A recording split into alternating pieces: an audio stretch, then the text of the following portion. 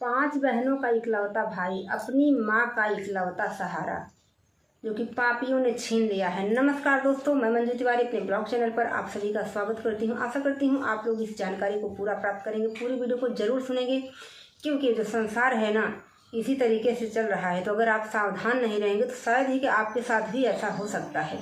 तो बहुत ही ज़रूरी बात थी जो कि मैं शेयर नहीं कर पाई थी। 2-3 दिन मैं घर पर नहीं थी, वो वीडियो मैं नहीं डाल रही हूँ। पहले मैं इस वीडियो को डालना आप लोगों तक पहुँचाना ज़रूरी समझती हूँ। वैसे भी लगभग मेरे हिसाब से इतना ज़्यादा मीडिया वालों ने इस वीडियो को शेयर कर दिया हुआ है, और जो भी बड़े बड़े यूट्यूबर्स लोग हैं जा के शेयर ही कर रहे हैं, तो सब लोगों को पता ही होगा। लेकिन मेरा जो मानना है कि मैं भी जो मेरे मन में कष्ट है, जो दुख है उनके लिए, वो मैं यहाँ पर शेयर करूँ आप लोगों के साथ में।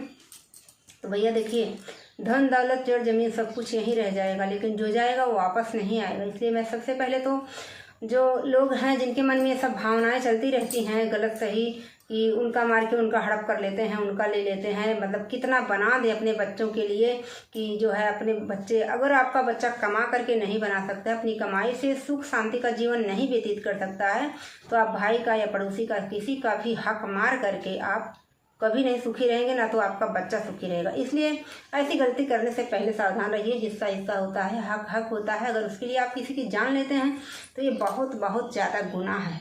इसके लिए इंसान ही नहीं, भगवान भी माफ़ नहीं करेगा। भगवान का जो फैसला होता है उसमें देर लगती है, लेकिन सही होता है, देर दुरुस्त होता है। इसलिए ईश्वर पर भी भरोसा करना चाहिए। जो हुआ है ये तो मान के चलिए कि 100 को 1% नहीं होना चाहिए। जो उन लोगों ने किया है ऐसा नहीं होना चाहिए था, बहुत बुरा हुआ है। मेरे हिसाब से जो उन लोगों ने किया है वैसा ही सेम उन सबके साथ भी होना चाहिए, तभी डर लगेगा। नहीं तो पता नहीं क्या कुछ अब तक किया है उन्होंने, उनके काले कारनामे किसी के सामने नहीं आए, और पाप का घड़ा जब भर गया है तो सबके सामने सब कुछ आ ही चुका है। अब इसमें कोई किसी को सफाई देने की ज़रूरत नहीं है। तो ये कांड है जौनपुर ज़िले का, जौनपुर का ही। 1-2 वीडियो मैंने देखा, क्योंकि वहाँ की कंडीशन, जो हालत जो मीडिया वाले दिखा रहे थे, उसको देख करके सच में आपको रात में नींद नहीं आएगी, आपकी रातों की नींद हराम हो जाएगी। तो ये है कहानी 17 साल के अनुराग यादव की, जिसको मतलब मैं सोच करके मेरी रूह कांप जाती है, एकदम कलेजा मुंह में आ जाता है, इतना दुख होता है। मैं लेटी थी, बस मेरे सामने वीडियो आई, मैंने क्लिक किया थोड़ा सा और देखा कि एक मीडिया वाले भैया गए हुए हैं, अनुराग की माँ इतना रो रही है। तो एक जो है यादव करके हैं, और पूरी जानकारी मैं अगर देखूँ सब वीडियो तब पता चलेगा। उनके माता पिता और 5 बहन का एक इकलौता भाई, जो कि अनुराग यादव के नाम से है, 17 साल उसकी उम्र थी। और ज़मीनी विवाद में, जो कि उसकी माँ का बयान मैंने खुद सुना उस वीडियो में, कि 40 साल से वही लोग यूज कर रहे थे, फिर भी पता नहीं कैसा डर था, क्या था, कैसे नहीं था, उन लोगों ने बच्चे को मौत के घाट उतार दिया है। और पूरी साजिश के तहत उतारा गया है। माँ बता रही थी सुबह बेटा उनका दातुन कर रहा था और किसी ने लाठी से मारा, तो बेटा उनका कुछ सीख रहा था जिसे वो जंप कर गया और लाठी उसको लगी नहीं। फिर दौड़ा करके लोग ऐसी जगह ले गए उसको, और उसके बाद जिन्होंने तलवार से वार किया और गर्दन धड़ से अलग हो गई, अनुराग की मौत मौके पर ही हो गई है। जो है ओ पुलिस दरोगा रिटायर थे। अरे भैया, पता नहीं कितना जुर्म किया होगा इसने। तो मेरे हिसाब से अब क्या सज़ा मिलनी चाहिए तो सरकार, वो तो कानून ही तय करेगा, हम कौन होते हैं तय करने वाले। लेकिन कानून को चाहिए कि एकदम 100% न्याय हो। अनुराग की माँ को, उसके परिवार को, जो गया है वो वापस नहीं आएगा, और ना तो ये सब करने से उस माँ का जख्म भरेगा। लेकिन समाज में जो संदेश जाना चाहिए वो यही जाना चाहिए कि अगर हम किसी की धन दौलत हड़प करने के लिए किसी के साथ इतना गंदा व्यवहार कर रहे हैं, जो कि नहीं करना चाहिए, मार झगड़े गाली गलौज तो चलता है, उसके बाद कानून व्यवस्था किस लिए बनी है, आप बुला करके अपना बंटवारा करा लीजिए। लेकिन ये करना कहाँ की मतलब वो है। ऐसा करके आपने क्या किया, अपने आप को खुद बर्बादी के मुँह में झोंक दिया है। तो एक पुलिस दरोगा होकर के क्या भैया देश की रक्षा किए होंगे, क्या नहीं किए होंगे, कितने लोगों को मतलब मासूम को, कितने निरपराधियों को भी सजा कर दिए होंगे, कैसे किए होंगे वो तो वही जान सकते हैं। लेकिन जो अनुराग के साथ हुआ है, सच बता रहे हैं। तो भैया हाथ बीता इधर की हाथ बीता उधर, सब्र कर लीजिए।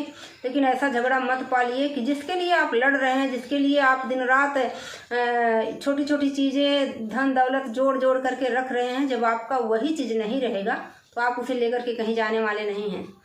और जिन्होंने ये किया है, मैं उनके लिए ये करना चाहते हैं इस संसार में आकर के कि दूसरे की चीज़ों को हड़प करके अपने बच्चों के लिए बनाना चाहते हैं, तो सिर्फ इतना ही अपने मन में सोच लीजिएगा कि जिस बेटा बहू परिवार के लिए मैं दूसरों का हक मारने का प्रयास कर रहा हूँ या हक मार रहा हूँ, शायद मौके पर वही ना रहे उस चीज़ को यूज करने के लिए, तब आप क्या करेंगे? अब ऐसा होता है, ऐसा हुआ भी है संसार में कि आप जिसके लिए दिन रात मेहनत करते हैं, दिन रात सारी चीज़ों को इकट्ठा करते हैं, लोगों से धोखा करते हैं, बेईमानी करते हैं, चोरी चकारी करते हैं, वही मौके पर नहीं रहता है।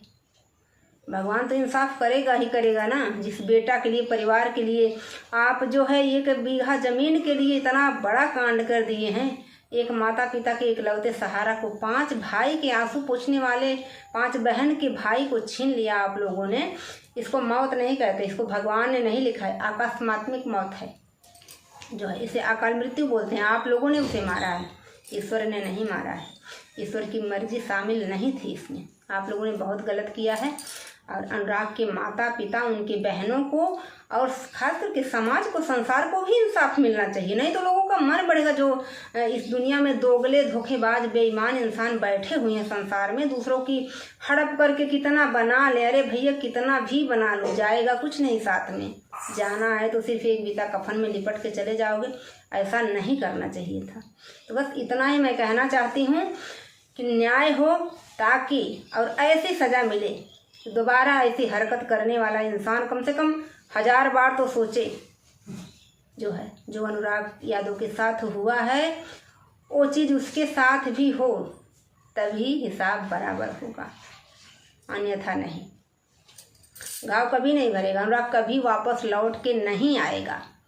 फिर भी उस माता पिता को और अदर गरीब दुखिया लोगों को इस तकलीफ से थोड़ी बहुत राहत मिलेगी, लोग डरेंगे, नहीं तो ऐसे ही अत्याचार होता रहेगा जो कि उसके साथ हुआ है, और ऐसा नहीं होना चाहिए।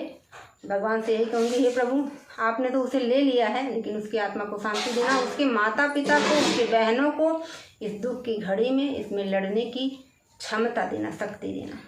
चलिए मिलते हैं दूसरी वीडियो में, तब तक के लिए आप सब वीडियो को ज़्यादा से ज़्यादा शेयर करें, और जो है, जो लोग वहाँ पर पहुँच रहे हैं भैया, जो जिस तरीके से हो सकता है उनकी सहायता करें, ताकि उस बच्चे को इंसाफ जरूर मिले।